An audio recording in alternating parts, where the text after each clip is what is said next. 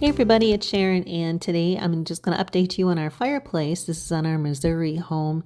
It has a beautiful sandstone fireplace on the outside. Unfortunately, when we had it checked and cleaned, it has some damage in the inside. There was some evidence of fire, so we decided not to pursue the repairs, which would have been very costly. We just don't have it right now. It's a beautiful fireplace, though. It did have the 80s look on it, so I just needed to get rid of that gold. I'm not a gold person. That was the easy part. Getting those doors clean, yeah, that was something else, but I got it. It looked better, but to me, it was still missing something. So, back in Illinois, in the cabin, we had put in an electric fireplace just for safety reasons and decided to try it again. But this time, we had a bigger fireplace, so looking at something different. What I did was I ordered this electric log set from Amazon. I see they have them in the big box stores also. They come in various sizes, various options, and whatever fits your needs. I needed to find a pretty big one because that firebox is very large, and I wanted to make it look, as realistic as possible. Is it ideal? No, but, in the interim, at least it's something we can look at and, get a little heat and get some light and do some imagination, I guess. It actually came packaged very well. I was surprised. It does have the light in the back, and so that's where the flames are reflected from. It is a radiant heater. It's 1500 watts, and it heats up to like a 250 square foot room.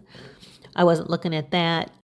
It's not going to heat the room. It's just more for ambiance right now. It is made of plastic, which I was a little disappointed. At least they could have put some aluminum. But the reason I liked this one over a ton of other ones was the resin log set. There were some that really looked fake, and this was the best one I could find that actually kind of resembled embers and logs. Now, it does have a cord with a 3-prong. In the back there is where the fan is. So making sure that there was enough space behind in that fireplace. So this is the one that I got. Looked like it was going to do the job. So it was really easy. There was no setup other than just putting batteries in the remote.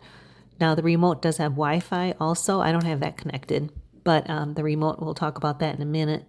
It did come with a 6-foot cord, but I added another extension cord just because of where it's located. So looking on the inside, it has a grate that's welded in. I could not remove that grate, so I actually had to set it on top of the grate, which wasn't ideal, but it did fit, and it actually has airspace underneath too now.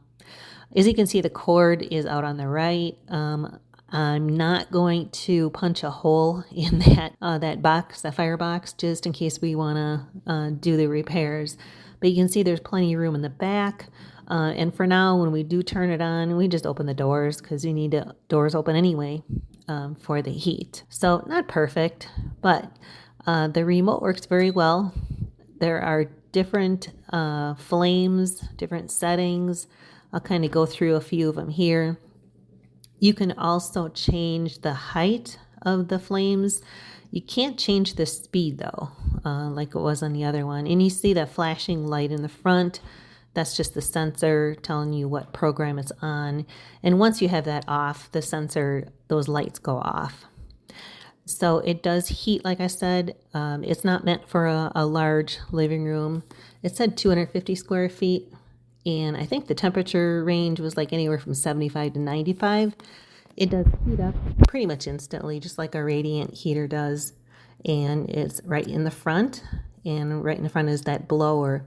And actually the blower is really, really kind of quiet. I was surprised. I thought it was going to be a lot noisier. So like I said, it really isn't meant for a large room. And where we have it, that remote actually worked all the way out to the front door, which is 30 feet across.